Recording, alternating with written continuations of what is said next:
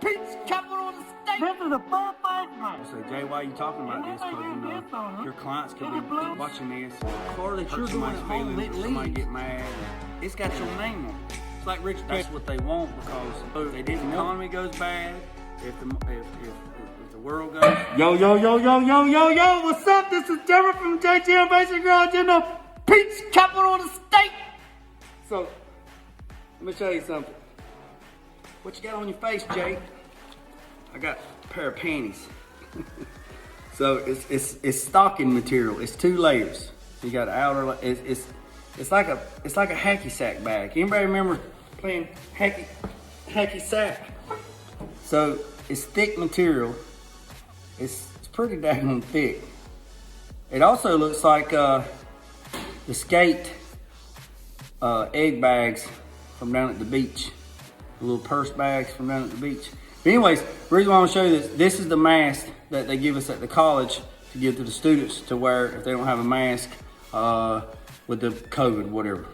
So I'm not talking about the virus. The virus is real. I just don't. I'm not going to get into it. But anyways, so with that being said, in the beginning they said no mask, and then they said mask, and then now we were told today that double up the mask. So put 2 masks on. So because 2 layers is better than 1.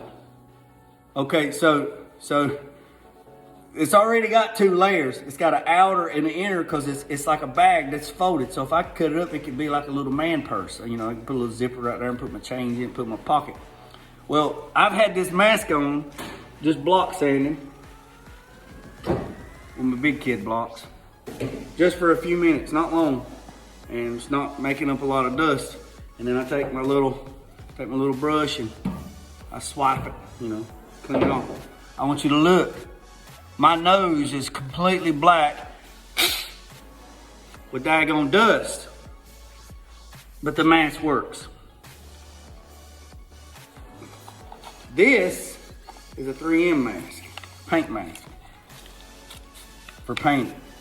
This has to be fitted to your face by OSHA. So OSHA comes in, and I have it done twice a year for a fitness test. Okay? You have to shave your beard down because they get all pissy with it. And you have to put it on. They put your head in a bag, and then they spray this stuff in there. And it tastes like the pit of a persimmon that is raw, if anybody's ever had that. That's what it tastes like. So they spray it in there, and you gotta breathe in. And if you smell or taste, and it's a god-awful taste, if you taste that, then your mask is not right. So they didn't get you another mask, and they put it on, and they try it again. If it's still not right, they make you shave all your face hair off. So every time, because it's not a perfect seal. Now, hold that thought.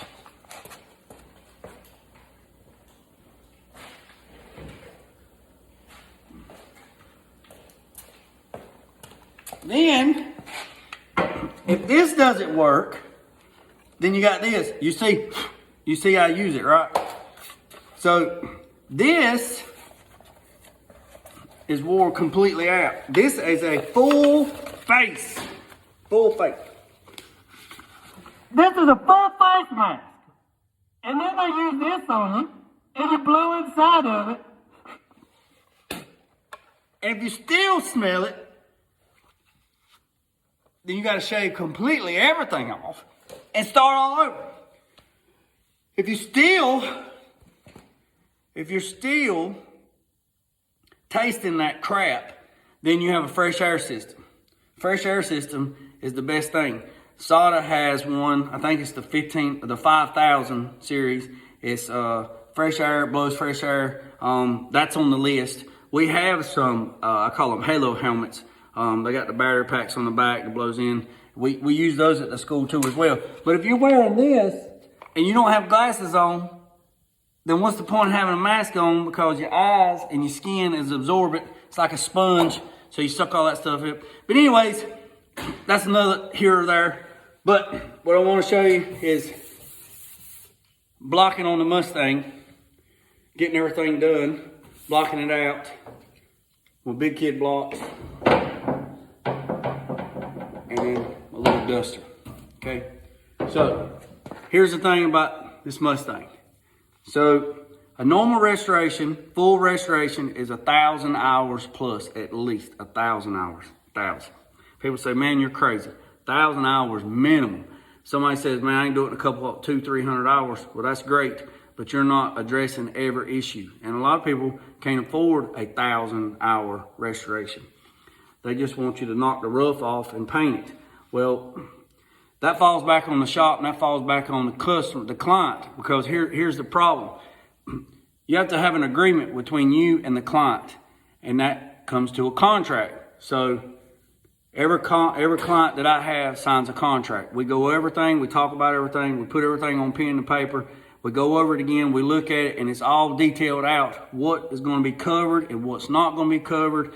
Everything's in writing, a legal contract drew up by a lawyer's office. Everybody looks at it, everybody signs it, everybody's okay with it. Now, if the client changes in midstream, then there's an amendment made to that contract, and it's dated, and everything starts over, and it says, for whatever reason. Say that the client has X amount of dollars they're going to spend each month. Then once each month that money's paid, then the next month it goes over, and then let's say the client says, okay, I'm going to change up, and I'm going to start giving more money, blah, blah, blah. Then you can add an amendment to that contract. It keeps everybody on the same page. It keeps everybody honest. It keeps everybody knowing what's going on and what's what. Also, another thing, you discuss everything that's going on with that build. For example, body gaps. Some clients don't really care about the body gaps. They just want to keep it as factory. My personal pet peeve is body gaps. That's the first thing people's going to notice on a car is the body gaps. So if you have a client out there that says, no, I'm not really worried about the body gaps. I just want a driver. I don't want a show car, but I want something really nice. But I don't want a show car, but I want something really nice. I don't know where that happy medium is. And a lot of people say, Jay, why are you talking about this? Because, you know, your clients could be watching this and hurt somebody's feelings or somebody get mad and whatever. I'm transparent. I tell everything what's going on. I tell it like it is. I don't sugarcoat nothing. I'd rather be upfront and straight up to say, hey, look, this is how it is. This is how it's going to be. If you don't want to do that, that's fine. Then we need to do this. We need to change this. We need to do that. Because here's what's going to happen. You and the client has a conversation. You have a contract. You sign the contract. The contract's done. The car's done exactly the way the customer wanted it, to keep the integrity of the shop. Then the car leaves. Then the car goes to a car show or goes to a buddy's house or wherever, or cruising, and they say, man, that's a nice looking car, but man, who done that? Oh, so-and-so done it. Well, how much was it? Well, it's well, they charged me $20,000, and this is what I done. They stripped it down to bare metal, blah, blah, blah, and they started over, blah, blah, and I got about $20,000 in it. And they go, or $10,000 or $20,000, whatever the number is. And they said, well, good God, man, why didn't they fix them body gaps? Why didn't they do that? Man, that don't look right, man. What about that? And then here's what happens every time. Never fails. Never fails. The customer, the client, sometimes will say, well, I really didn't want to spend that money. I just wanted a nice driver. I'm okay with it. I told the shop not worry with it and let the loose end drag, and it's fine. Everybody goes about their business. The person walking off from the conversation goes, man, I tell you what, man, they talk about the car, whether the car was perfect or whether the car had some flaws, they still going to talk about you. So they're going to walk off and they go, man, if I was him, man, I'd have fixed them gaps, man. I'd have paid the money to fix them. Just like that. That's just like, if you get your butt whooped and you leave, and then your buddy sitting there watched you get your butt whooped, and your buddy looks at you and goes, man, I wouldn't let him done that to me. I'd have whooped his tail. Well, why didn't you say something when he was here? They get lippy when everybody leaves. That's usually what people do. Not the client, the people that's talking. Now, there's sometimes the clients, their ego gets in the way, and they don't tell the whole story. So a guy told me a long time ago that Take this side of the story and this side of the story, and the truth lies in the middle somewhere in that crooked path. So what happens is, man, why didn't you fix them gaps? Or man, why'd you do it like that? Or what did you do that? The client says, well, I don't know why, man. That's so-and-so down the road, man. I paid him to do this and he didn't do that. So you get bad-mouthed and you're not there to defend yourself. And then that person has told that person, and that person's with 2 other people. And then those 2 people tell 2 more people. So that's 1, 2, 3, 4, 5, 6, 7, 8, 9. That's 9 people that's already been told and ain't even walked 5 foot. And then those 2 people say, man, you see that car over there? So-and-so done that car, man. Look at them gaps, man. That guy paid good money for that, and they didn't do them gaps. Then those 2 people tell their people, it travels like fire, like pouring gas on a fire. So people's ego gets in the way, and it make it hard for us that does this type of work to say, hey, look, man, let's fix these gaps. Because when this car leaves, or a car that you're doing at home, it leaves, it's got your name on it. It's like Richard Petty told me one time we was working on a car. And you got everybody down there in the office, they're doing this and they're wheeling and dealing. And you got salesmen, snake oil salesmen, they doing this, they're trying to do that, they're trying to do this, whatever. But it comes down to the bottom line, the person that's working on the car and the man that's name's on the building is the name on the car. Because the salesman is going to throw you under the bus just as fast as he can and go, well, I don't know why them boys done that. We get on to them and blah, blah, blah, whatever. But I need you to sign this check right here. And they just take the money. And then it rolls downhill. And then you come get chewed out. Why'd you do that? Well, man, you told me there wasn't no money in the budget. You told me not to worry about it. Well, man, we need to fix that, man. Man, we way over budget. So the problem is, it's like RP told me, he says, you got too many people. He come in there one day and was talking about something. He said, why didn't you fix that? I said, I was told not to fix it. He said, what do you mean you was told not to fix it? I was told not to fix it. Why is that? I said, there wasn't no money in the budget. He pulled his glasses down on that finger about that long. He said, fix that. I said, yeah, but RP, they told me not to fix it. He said, it don't matter what they tell you. He said, do it like it's supposed to be done and don't worry about it. Because when at the end of the day, when the dust settles and it all settles, my name, meaning him, and your name, meaning me, is on the vehicle. Not the man down in the hill that's collecting the check or trying to sell it. It's your name, your integrity. I can't tell you how many times I got my butt chewed out. And then I would say, well, RP told me to fix it. Man, y'all killing us, man. Y'all killing us. It's his name on the building.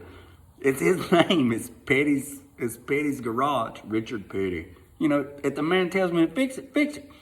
So, working there with Richard and the other guys up there, there's a phenomenal team there. I come to see, there's one way, and then there's a better way, and then there's the best way. Everybody can't pay for the best way, and your OCD gets in your way so bad that once you get to a certain point, it's hard to go back the other way. It's like when you learn something, you're like, oh, okay. You learn how to walk and you're kind of stumbling. And then you get to walking a little better and walking a little better and walking a little better. And next thing you know, you're walking in strides. It's hard to go back to crawling when you was running marathons. I hope that makes sense. But you have to come to a happy medium between you and the client and have an understanding that this is the way we need to do it. And we need to figure out how we need to get there so you have a very nice ride. My integrity is still intact. The shop's integrity is still intact. And everybody's fair and balanced. That's what needs to happen. That's what needs to happen. And it normally don't. And if you can get that relationship, then it's great. Communication is a wonderful thing. And I'm very fortunate, very blessed to have the clients that I have because they understand that's what they want, because if they didn't want what they wanted, they wouldn't be in this building. I got some buddies that do some phenomenal work as well, and they got vehicles in their shop, and that's the reason why that's why them vehicles are in their shop, because they do phenomenal work. So try not to beat us up too bad on saying, man, you charging me, man, you're making a killing. We're not making a killing. We're just trying to support our family just like you are. Working with your hands is a dying trade. I teach at the college. We have students that I've noticed in the last 5 or 6 years, kids don't care nothing about this. It's because they've took shop class out of high school, shop classes out of middle school. They've changed everything where we're a throwaway society where, okay, my car ain't working no more, let me just throw it away. Or they watch television shows and they see, oh man, they built that car in 4 days. You know, overhauling was the worst. Oh man, they built that car in 5 days. Yeah, let me see it a month. Let me see it 3 weeks after the fact. You know, so I know I'm venting. I'm at the 15-minute mark, but that's the way you got to support. I mean, we're artists. You know, it's a dying breed. It's a dying trade. You know, restoration work is not a luxury. It's a luxury, not a necessity. Collision work, when you hit somebody, hit a deer, whatever, that's a necessity. This right here is not a necessity. So if the economy goes bad, if the world goes bad and money market's bad and everything, like we were back in, you know, in the late 2008s and whatever, this industry here took a hit. Collision industry is I think I looked up, it's a $35 billion industry through the insurance companies. Restoration work is around 18. I mean, there's a lot of market for this. I mean, there's a lot of places that do this, but there's a lot of places that do this that give the guys like me and my other guys that I know that I've worked with and had the fortune of being with, it gives them a bad name because they use stuff like chicken wire and newspaper and spray foam to fix stuff in, and they put some paint on it, and then they send it on down the road. And then when you tell them, say, well, man, it's going to be, you know, you're going to be $20,000 deep and you ain't even started. And they go, good God Almighty, man. It's like, yeah. I had a buddy tell me the other day, sentimental vehicles have no price on them. So if this car here was belonging to your daddy and you want to get it fixed, there's no price on it. It was your daddy's car. So, anyways, that's all I got to say. I appreciate everybody. Today is Tuesday. I think the clock just hit 5 o'clock. I'm going to call it a day. Support those who support you. Big Kid Blocks. Code is JG10. Auto Metal Direct. I'm an Auto Metal Direct dealer.